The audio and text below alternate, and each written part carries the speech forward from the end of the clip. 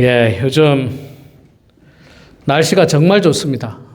마치 여름처럼 굉장히 따뜻하고 좋습니다. 그래서 지난주까지는 눈이 오고 그랬는데 따뜻하게 해서 그래서 지금 들판에 많은 꽃들이 이렇게 이제 피어오르기 시작하는 것 같습니다. 여러분들도 그리스도를 향한 하나님을 향한 그 마음을 새롭게 활짝 여시고 주님께 늘 영광 올려드리는 우리 모두가 되기를 소망합니다.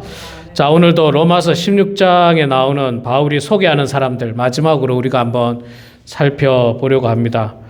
지난주에도 계속 말씀드렸습니다만은 제가 이들에 대해서 관심을 가지는 것은 참 특별하게 유명한 사람도 아니고 빛나는 사람들도 아니었습니다. 아주 평범한 사람들이었습니다. 그러나 그들은 평범했지만 참 하나님 나라를 위하여 초대교회의 이 복음을 위해서 헌신했던 사람들인데 생각해 보면 참 우리와 처지가 좀 비슷하지 않는가 그런 생각을 저는 해보게 됩니다. 우리도 뭐 큰 교회 성도도 아니고 뭐 그렇다고 교회 사이에 뭐 이름을 남길 만한 우리가 뭐 특별한 일을 한 것도 아니지만 미국이라고 하는 이 큰 도시의 조그마한 시골 지역에서 정말 주의 몸된 교회를 위하여 또 주님 나라를 위하여 헌신하고 또 하나님 앞에 귀한 섬김을 받는 성도들이 바로 저와 우리 모두기 때문에 우리의 이야기이고 그들의 이야기만이 아니라 우리의 이야기인 것 같아요. 그래서 저는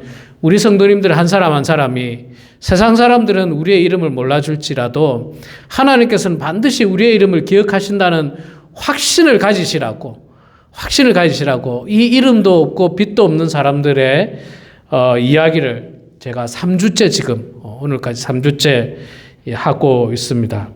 자, 오늘도 말씀해 보면 13절에 한 사람이 나오죠. 주 안에서 택하심을 입은 루포와 그의 어머니에게 문안하라. 그의 어머니는 곧 내 어머니니라. 자, 13절에 나오는 루포가 있고 루포의 어머니가 있습니다. 어머니 이름은 이름조차도 안 나와요. 그냥 어머니라고만 나오고. 루포라고 하는 사람은 근데 이 사람은 로마서에만 나오지 않습니다. 마가복음에 나오는 사람이에요. 잠깐 이름이 스쳐 지나갑니다. 마가복음에. 어떻게 스쳐 지나가느냐면요. 마가복음 15장 21절에 보면 이런 말씀이 있습니다. 마침 알렉산더와 루포의 아버지인 구레네 사람 시몬이 시골로부터 와서 지나가는데 그들이 그를 억지로 같이 가게 하여 예수의 십자가를 지우고 예수의 십자가를 지웠던 구레네 사람 시몬 우리 많이 들어봤죠. 그런데 이 구레네 사람 시몬의 아들들이 누구냐면 알렉산더하고 루포라는 겁니다. 스펠링이 정확하게 똑같고요. 그 다음에 모든 정황으로 보더라도 로마서 지금 16장에 나오는 루포와 똑같은 사람입니다. 뭐 대부분의 학자들이 그렇게 인정합니다. 왜 그러냐면 이 마가복음이 있잖아요. 마가가 썼잖아요. 마가가 어디서 이 마가복음을 썼느냐면 로마에 있을 때 썼어요. 로마에 있을 때 썼다는 말은 누가 읽으라고 썼겠습니까? 로마에서 이걸 쓰고 있어요. 그 당연히 1차적으로 로마에 있는 사람들에게 사람들 보고 읽어보라고 쓰지 않겠습니까? 마가복음을. 그래서 마가복음을 쓰면서 마가복음 안에 루포에 대한 이야기를 넣었어요. 루포가 원래는 어떤 사람이냐면 그 아버지가 구레네 시몬인데 이 시몬이 얼떨결에 지나가다가 막 억지로 사람들이 예수님께 자꾸 쓰러지셨잖아요. 십자가를 지고 가다가 여러 번 쓰러집니다. 7번인가 쓰러지시죠. 그러니까 시간도 촉박하니까 자꾸 쓰러지니까 뭐 군인들은 빨리빨리 처형을 하고 십자가에 매달고 뭐 퇴근해야 되는데 자꾸 넘어지니까 시간이 지체되니까 야, 너 이리 와 이래서 지나가던 사람 시몬을 불러다가 네가 좀 대신 지고 올라가라. 그렇게 했던 사람이 시몬이고 그의 아들이 알렉산더하고 루포라는 겁니다. 그 시몬의 부인이 지금 나오는 그의 어머니는 내 어머니다 라고 고백한 이 어머니가 바로 시몬의 부인인 겁니다. 자, 그러면 여러분 이 얼마나 귀한 믿음의 가정입니까? 사실은 시몬이 예수를 믿은 사람이라고 보기가 어려워요. 왜냐하면 이 십자가를 진 게 기쁨으로 자원해서 진 게 아니고 지나가다가 억지로 얼떨결에 진 거예요. 얼떨결에. 그냥 흩어진 유대교인이었을 거예요. 유대인이었을 거예요. 구레네에서 살게 되는 유대인이었을 텐데 그가 유월절을 맞이해서 예루살렘에 간 거예요. 예루살렘에 갔는데 거기서 막 재판이 벌어지고 예수님이 군인들에게 맞고 십자가를 끌고 골고다 언덕으로 가다가 우연히 시몬을 만나게 된 거예요. 많은 사람들 가운데 만난 거예요. 시몬도 지나가다가 이게 도대체 뭔가 무슨 일이 있길래 이렇게 사람이 많이 모였는가 하고 가서 구경했겠죠. 구경하다가 정말 얼떨결에 군인들이 야 네가 대신 져. 그러다가 예수님의 십자가를 졌습니다. 예수님의 십자가를 지고 성경에는 그 다음 내용이 아무런 내용이 안 나와요. 뭐 그가 회심을 했다든지 감동을 받았다든지 그런 이야기 없습니다. 없는데 그리고 나서 나오는 게 로마서에 나오는 내용이에요. 그래서 이제 학자들은 이 말씀을 통해서 추측해 보건대 시몬이 억지로지만 십자가를 지면서 그리스도를 알게 되고 그분을 영접하게 되고 그 십자가에 죽으시는 예수님의 모습을 바라보며 감동을 받은 것 같아요. 감동을 받은 것. 그래서 그가 자기 고향, 자기 집으로 돌아와서 자기 자녀들에게, 아내에게, 자녀에게 복음을 전하고 내가 메시아이신 예수 그리스도를 만났다. 내가 원한 건 아니었는데 우연히 내가 그분의 십자가를 내가 대신 졌다. 그런 아마도 감동스러운 이야기를 자녀들을 모아놓고 하지 않았을까. 아내와 처자식을 모아놓고 했는데 거기에서 복음의 씨앗이 떨어지면서 자녀들도 예수를 믿기 시작했고 아내도 예수를 믿기 시작했고 믿는 정도가 아니라 열심히 믿었다는 거예요. 열심히 믿었다는 거예요. 그러니까 이 바울이 루포에게 문안하라고 이야기합니다. 주 안에서 택하심을 입은 루포. 그러니까 루포는 무슨 일을 했는지 뭐 더 이상 성경에 안 나오지만 주 안에서 택하심을 입었다. 이게 무슨 표현일까? 그냥 주 안에서 뭐 루포에게 문안하라 이렇게 할 수도 있고 내 사랑하는 형제에게 문안하라 이렇게 할 수도 있는데 택하심을 입었다라고 말씀을 하는 거 보니까 굉장히 특별한 일을 했다라고 추측할 수 있는 거예요. 선교사로 파송이 되었거나 혹은 교회의 큰 중직이 되었거나 이런 어떤 중요한 사역에 택함을 받았다는 거예요. 시몬의 아들인 루포가. 그러니까 여러분 우리 성도님들이 예수를 잘 믿는 게 그래서 소중합니다. 물론 우리 성도님들 자녀들 중에 예수를 잘 믿는 자녀들도 계시고 또 잘 안 믿는 자녀, 아직까지 예수를 안 믿는 자녀들이 있을 수 있습니다. 여러분 너무 막 속상해할 필요는 없어요. 다 때가 있는 것 같아요. 때가 있는 것 같습니다. 이 시몬은 정말 우연하게도 얼떨결에 십자가를 맨 것 같지만 사실은 하나님의 일에는 우연도 없고 얼떨결도 없습니다. 하나님의 계획하심이었어요. 로마 교회를 세우기 위한 그 자녀를 통해서 로마 교회를 이렇게 세우고 또 사도 바울의 사역을 서포트하기 위한 하나님의 큰 그림이 이미 있으셨다는 거예요. 그래서 그를 붙들었고 그에게 십자가를 지게 하셨고 그 가정에 복음이 전해지게 된 것입니다. 우리도 마찬가지라 생각합니다. 우리 할아버지 할머니, 우리 아버지 어머니인 여러분들께서 예수 잘 믿으시면 저는 언젠가 심지어 우리 성도님들이 하늘나라 가는 그 순간에라도 우리 자녀들에게 복음의 씨앗이 반드시 떨어지리라 믿습니다. 어쩌면 우리가 죽고 나서 한참 지나고 나서 그 복음의 씨앗이 우리 자녀에게, 우리 손주들에게 떨어질 수도 있습니다. 그리고 그 아이들이 예수를 믿고 나서 어떻게 변할지는 아무도 알 수 없어요. 아무도 알 수 없습니다. 그러니까 너무 실망하지 마시고 지금부터 계속 기도하시는 거죠. 계속 기도하시는 거죠. 하나님, 우리 자녀들이 예수를 안 믿습니다. 나는 그래도 신앙생활 잘해서 뭐 교회에서 사람들이 신앙생활 잘한다 이야기해주고 직분도 받고 그랬는데 하나님 부끄럽게도 내 자녀는 예수를 안 믿습니다. 하나님 그들이 예수 믿게 해주십시오. 계속 기도하시는 거예요. 날마다 기도하는 거예요. 수년, 수십 년 기도하는 거예요. 계속.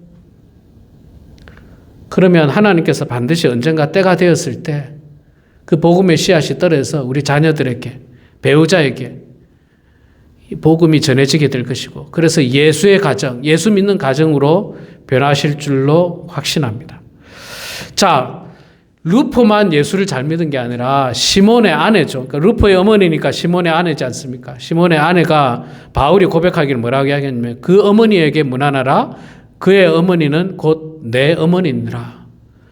그 시몬의 어머니가 얼마나 인품이 훌륭하고 얼마나 따뜻한 사람이면 그 어머니에게 문안하는데 그 어머니는 내 어머니처럼 대해라. 내 어머니처럼 좀 대해주라. 정말 귀한 사람이다. 이 말씀을 통해서 우리가 알 수 있는 것은 이 시몬의 부인이었던 루포의 어머니 이 그녀가 정말 복음 사역을 열심히 하고 있는 사도 바울을 위해서 뒤에서 물심양면으로 서포트했다는 거죠. 어디서 맞고 들어오면 그에게 상처를 발라주고 그가 회복할 수 있도록 도와줬을 것이고, 또 그가 재정적인 어려움이 있었다면 올 때마다 밥을 먹이고 잠자리를 제공하고, 또 갈 때는 담은 몇 번이라도 성경금 지어주면서 가서 복음 잘 전하라고. 그렇게 따뜻한 어머니였던 거예요. 어머니. 바울에게 그런 어머니였던 겁니다. 바울이 너무 감사해서 이렇게 고백한 거예요. 루포에게도 문안하고 또 그 어머니에게 문안하는데 그 어머니는 내 어머니다. 여러분, 저도 지난 30년이 이제 넘었네요. 31년째 목회하고 있습니다. 교육 전도사 때부터 지금까지 교회를 섬기면서 참 훌륭한 저의 어머니 같은 분들을 많이 만났습니다. 저는 지금 우리 범원 한인교회에서도 역시 마찬가지로 정말 내 어머니처럼 저를 아끼고 사랑해 주는 분을 많이 만났습니다. 얼마나 귀하고 감사한지 몰라요. 얼마나 그분의 위로가 힘이 되는지 몰라요. 이 목회하다 보면 낙심될 때가 있거든요. 좌절될 때가 있거든요. 막 포기하고 싶을 때도 있거든요. 그럴 때마다 힘을 주시고 용기를 주시고 위로하고 격려하고 베풀어 주시고 나누어 주시고 섬겨 주시고, 참 그런 훌륭하고 귀한 어머니들이 우리 교회도 많아요. 우리 교회도 많고 이 땅에 많은 교회에 그렇게 훌륭한 분들이 저는 분명히 많다고 생각합니다.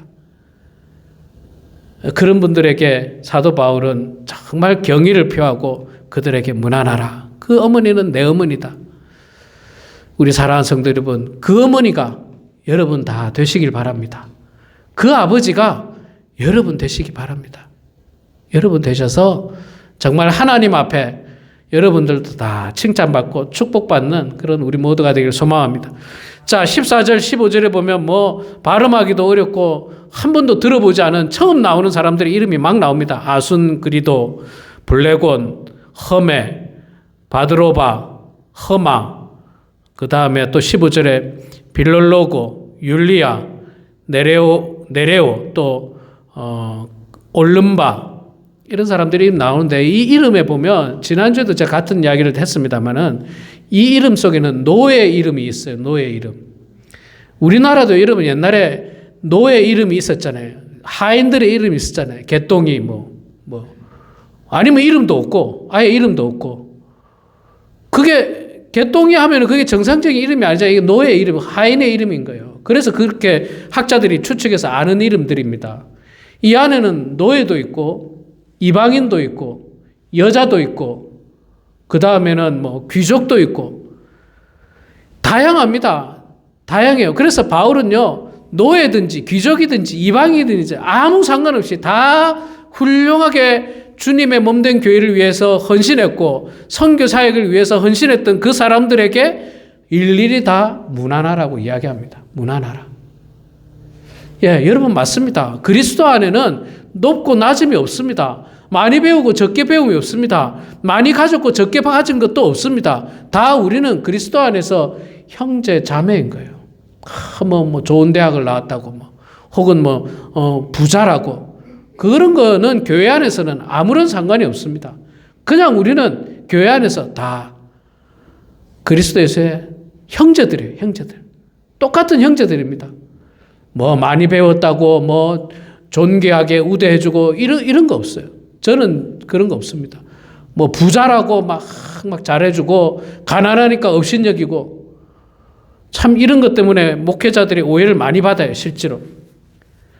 그렇게 안 합니다. 특히 우리 교회처럼 작은 교회는요, 제가 늘 말씀드리지만 부자든지 가난한 사람든지 한 명 자체가 소중한 분들이에요. 한 명이. 아무리 가난해도 한 명이 소중한 분입니다. 열심히 교회 나오다가 나이가 들어서 육신이 아파서 교회 못 나오는 분들을 보면 마음이 아파요. 어쩔 수 없으니까 받아들이지만 참 마음 아파요. 예. 참 헌신하면서 직접 가서 라이드 해가지고 모시고 오고 뭐 그랬던 분들이 이제 나이가 많아서 거동이 불편해서 교회 못 나오는 것. 그들이 부자고 가난하고 아무 상관이 없어요. 그는 그리스도 안에서 저의 형제고 자매이고 한 지체이기 때문에 귀한 성도들인 것입니다. 자, 그런 성도들 한 사람 한 사람에게 사도 바울은 문안하라고 이야기합니다. 자, 문안하는데 어떻게 문안하느냐면 16절입니까? 너희가 거룩하게 입맞춤으로 서로 문안하라. 입맞추라. 우리 한국 문화권 속에서 입맞추는 거는 이게 인사가 아니죠. 우리 한국 문화권은 좀 다른 문화입니다. 그러나 그 당시에 유럽, 로마, 헬레니즘 문화에 이렇게 뺨을 갖다 대는 입맞춤은 아주 평범한 인사예요. 아주 평범했어요. 우리로 말하면 그냥 약간 목례하면서 안녕하세요 하는 요거하고 똑같습니다. 요거는 아무나 하죠. 누구나 다. 평범함합니다. 모르는 사람한테도 하잖아요. 모르는 사람. 제가 가끔 뭐 이렇게 하이킹을 하다 보면 지나가다 모르는 미국 사람 만나면 다 Hi, Hello, How are you? 모르는 사람이에요. 처음 보는 사람. 다 인사합니다. 그런 것과 똑같은 입맞춤이라는 인사예요. 입맞춤에 집중하지 말고 인사에 우리가 집중을 해야 됩니다. 그래서 바울은 이렇게 거룩한 입맞춤으로 서로 문안해라. 서로 인사하고 서로 안부 전하고 그렇게 해라. 그렇게 이야기를 합니다. 우리도 그러면 마찬가지죠. 우리 성도들은 교회 안에서 사랑하는 성도들을 만났을 때 가볍게 목례하면서 안녕하셨어요. 잘 지내셨습니까? 또 뭐 옛날에는 또 식사하셨습니까? 뭐 이런 인사를 하잖아요. 그런데 제가 한국에 있을 때부터 지금까지 교회 안에서 꼭 분쟁 중에 하나가 인사 안 한다는 거예요. 혹은 인사 안 받는다는 거예요. 목사님, 저 사람은 생전 인사 안 해요. 또 반대의 경우, 목사님, 저 사람은 인사해도 안 받아줘요. 자, 여러분, 성경이 이야기합니다. 너희가 거룩하게 입맞춤으로 서로 문안하라. 서로 인사하라는 거예요. 인사하라. 아, 목사님, 저 사람 꼴 보기도 싫은데 어떻게 인사합니까? 그런 마음을 버려야 됩니다. 그런 마음을 버려야 돼요. 인사해야죠. 인사 잘해야 됩니다. 서로 만나면 인사하고. 예. 또 우리 한인들은 뭐 입맞춤으로 할 수 없고 악수할 수도 있고 또는 동성 간에는 가볍게 포옹을 할 수도 있고 어깨를 두들겨 줄 수도 있고 뭐 그렇게 할 수 있습니다. 그런 따뜻한 인사를 교회 안에서 해야 됩니다. 해야 됩니다. 저도 간혹 이렇게 보면 인사를 의도적으로 안 하는 분이 보여요. 그러니까 저에게 안 한다는 게 아니라 다른 사람들에게 안 하는 게 보입니다. 또 인사를 했음에도 불구하고 의도적으로 모르는 척 하는 분들도 가끔 보입니다. 대단히 불행한 일이에요. 대단히 불행한 일이고 대단히 옳지 않습니다. 옳지 않아요. 서로 인사해요. 서로 문안하라. 안녕하세요. 건강하시죠? 서로 인사하라는 거죠. 인사할 때 여러분 항상 또 조심해야 될 게 하나 있어요. 제가 우리 교회를 비롯해서 연세 많은 분들이 있는 교회는 오해도 조심해야 됩니다. 인사를 했는데 못 들은 경우가 있어요. 안 들려가지고 못 들어요. 우리 여러분 다 공감하시잖아요. 나이 들면 안 들립니다. 그리고 못 봐요. 잘 안 보여. 하나에 집중하다 보면 옆에서 뭐라 말해도 말했는지 몰라요. 그런데 그걸 오해해가지고 내가 인사했는데 안 받았다. 이래 되는 거예요. 안 받았다. 여러분, 그럴 수 있습니다. 제가 인사했는데도 있잖아요. 성도님들이 못 볼 때가 있어요. 못 볼 때 있습니다. 제가 인사했는데. 저는 주로 가능하면 인사할 때마다 팔목을 잡거나 이렇게 잡아요. 한 손을. 딱 잡아가지고 이렇게 알 수 있도록, 돌아볼 수 있도록 적어도. 아니면 이렇게 등을 이렇게 살짝 대면서, 아유, 집사님 안녕하세요. 잘 지내셨죠? 아니면 얼굴이 대면하면 그냥 뭐 터치를 안 하더라도 그냥 인사하고. 그렇게 해야 되는데, 그거를, 내가 인사했는데 안 받아주더라. 그러니까 안 받아준 게 아니라 못 들었을 수 있다는 걸 기억하셔야 되고, 그걸로 오해하지 말아야 됩니다. 못 듣거나 못 볼 수 있습니다. 얼마든지 그럴 수 있습니다. 왜 그러냐면요. 제가 제3자로 여기 있는데 저기서 두 분이 인사해요. 그런데 한 분이 인사를 하는데 한 분이 안 받아. 제가 딱 보니까 못 듣고 있어. 지금 못 듣고. 못 듣고 있는데 그걸 오해를 하면 곤란하다는 거예요. 그걸 오해를 하면. 그래서 보면 입맞춤으로 문안하는 게 그래서 좋은 것 같아요. 입맞춤으로 문안하면 뭐 못 본 거, 못 봤다 말할 수가 없잖아요. 이렇게 얼굴이 가까이 되는데, 얼굴 가까이 되는데 못 봤어요. 이렇게 할 수가 없잖아요. 여러분, 교회가 작아도 괜찮습니다. 거룩한 입맞춤으로 서로 문안하면서 따뜻하고 정이 많은 교회가 되면 괜찮아요. 그게 괜찮은 겁니다. 아무리 교회가 커도 있잖아요. 서로 인사했는데 인사도 안 받아주고. 제가 옛날에 그런 교회 있어 봤어요. 한국에 있을 때 교회가 분쟁이 있었거든요. 인사하잖아요. 막 대놓고 막 돌리고 눈 흘기고 그런 경우 제가 봤어요. 그래서 제가 그때 제 영혼이 죽어가는 걸 경험했어요. 교회를 나올 수가 없더라고요. 아, 이거 교회 못 다니겠다. 그래서 제가 교회를 떠났어요. 그때가 이제 제가 전도사로 자꾸 어느 교회에서 오라고 했기 때문에 떠날까 말까 고민하고 있을 때 그 문제가 생긴 거예요. 제 본 교회가 분쟁이 생기면서 교회를 다닐 수가 없겠는 거예요. 너무 속상해서. 그래서 제가 이제 전도사로 떠나게 돼요. 1994년도에 본 교회를 떠나서 전도사로 제가 이제 처음으로 떠나게 됐습니다. 그때 제가 뭘 느꼈냐면 영혼이 죽어가는 걸 느꼈어요. 교회가 분쟁이 생기니까. 그래서 사도 바울이 그 다음 절에 뭘 경계하라냐면요. 보세요. 17절에 형제들아 내가 너희를 권하노니 너희 배운 교훈을 거슬러 분쟁을 일으키거나 분쟁에 대한 이야기를 하고 있는 거예요. 분쟁이 일어나면 거룩한 입맞춤을 할 수가 없어요. 미워 죽겠는데 어떻게 뭐 인사를 합니까? 제가 그걸 경험해 봤어요. 장로님들 아유, 장로님 안녕하세요. 욕 안 먹으면 다행이었어요. 그때 분쟁이 생기니까 욕 안 먹으면 다행이었어요. 야, 너희들 청년들 말이야. 모여가지고 맨날 교회 욕이나 하고 이런 욕 먹고 뭐 교회 청년부 신문이 있었는데 거기에 뭐 교회 비판하는 글 썼다 이러면 막 불려가고 영혼이 죽어가더라고요. 영혼이 죽어. 그러니까 사람을 죽이는 방법이 있잖아요. 생각해 보니까 칼을 들고 죽이는 방법만이 죽이는 게 아니더라고요. 인사 안 받아주고 눈 흘기고 그냥 얼굴로 압살하는 거예요. 얼굴로 미워하는 얼굴로 그냥. 그게 살인이에요. 살인. 성경에서 말하는 살인이에요. 칼로 죽이는 거, 총으로 죽이는 것만 살인이 아니고 그것도 살인이에요. 여러분 기독교 뉴스를 많이 보신 분들은 알는지 모르겠는데 지금 지난주에 한국에서 큰 교회 목사님이 지금 큰 문제가 하나 생겼습니다. 부교역자들에게 온갖 폭언을 퍼붓는 게 녹음이 돼가지고 언론에 다 나와버렸어요. 제가 들어보니까 기가 막히더라고요. 이 폭언은 정치인들도 이 정도 폭언은 안 해. 이 폭언은 정말 깡패, 조직 폭력배들이나 할 폭언을 부교육자들한테. 그거 제가 가만 보니까 딱 그거더라고요. 저거는 인격, 말살, 영혼을 죽이는 언어예요. 실제로 그 일로 부교육자들이 뭐 우울증에 걸리고 병원에 가고 뭐 2달 만에 교회 그만두고 그런 분들이 그 뭐 허다하더라. 그분들이 다 증언하더라니까요. 정말 불행 중 다행인 것은 그분이 이 부총회장에서 사임하셨고 교회도 사임했어요.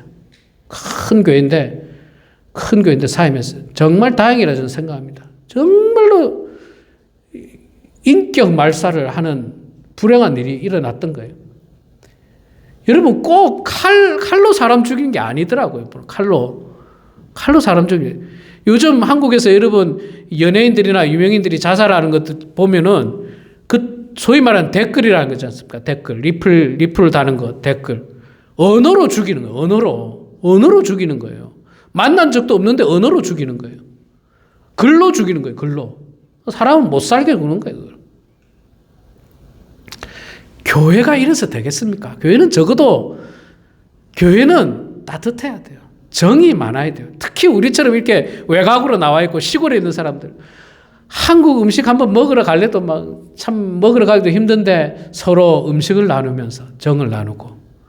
한국 사람 만나기도 쉽지 않잖아요. 교회 안 오면 동네에 뭐 한국 사람이 있습니까?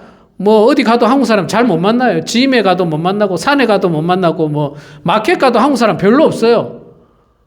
그런데 이렇게 교회 나왔을 때 한국 사람끼리 만나면 또 정도 생기고 따뜻하게 서로 인사하고. 한 주간 평안하셨습니까?